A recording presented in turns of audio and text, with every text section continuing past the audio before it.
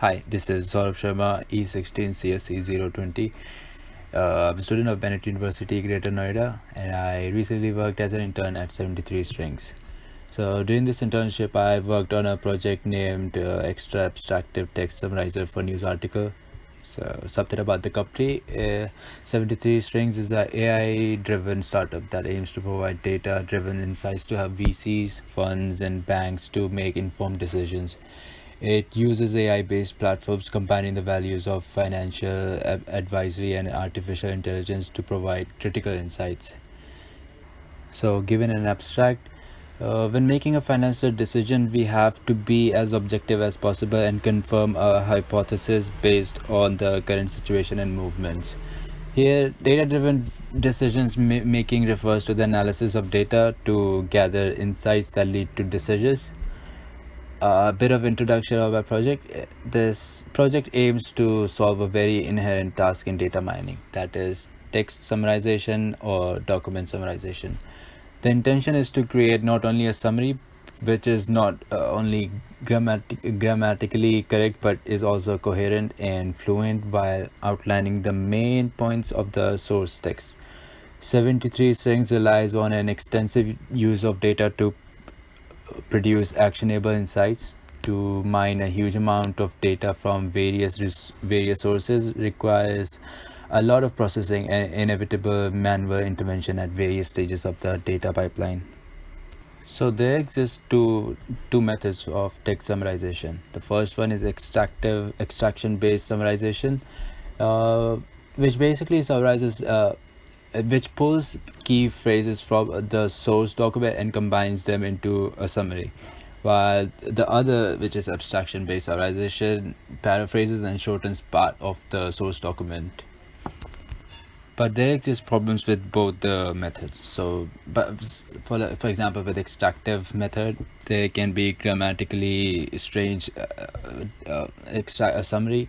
It may have incoherent sentences, no incorporation of real world knowledge, no generalization, and you might not get high quality summarization such as paraphrasing.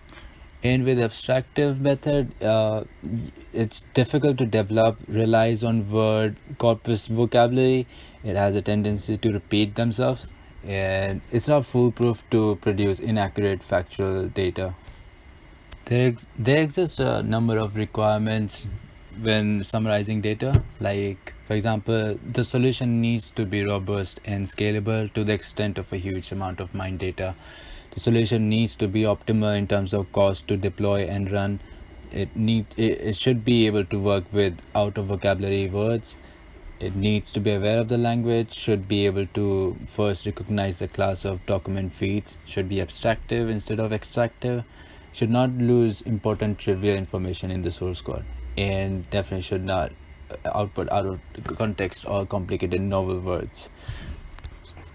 So to keep the requirements in mind, we use several approaches like modules like pointer generator, which helps us tackle the problem of out of vocabulary words that naturally arise due to the wide domain of the problem.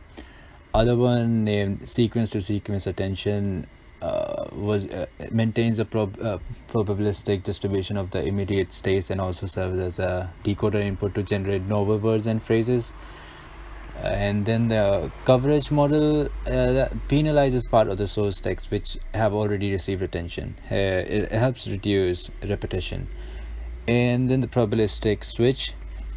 So the intermediate states of the attention model and the pointer generator model are used to calculate a probabilistic choice, which acts as a switch between copying words from the source document or generating a novel word from the vocabulary. So there are certain benefits of the probabilistic switch which makes it more favorable. So it allows the model to perform fairly well with a reduced vocabulary size, allowing the model to be deployed on low resources configuration. It also has the ability to be repurposed in a different domain that in which the model was trained on.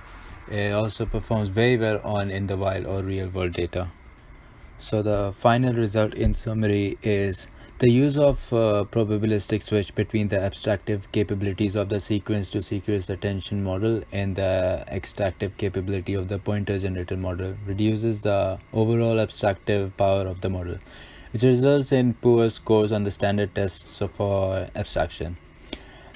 So the other one is, albeit the poorer scores, the requirement of the project was met as a model that can handle out of vocabulary words was required in place. The trade-off from abstractive capabilities of the model comes at a gain of successful summarization of news articles from various different categories and domains. Okay, so about the learning outcome.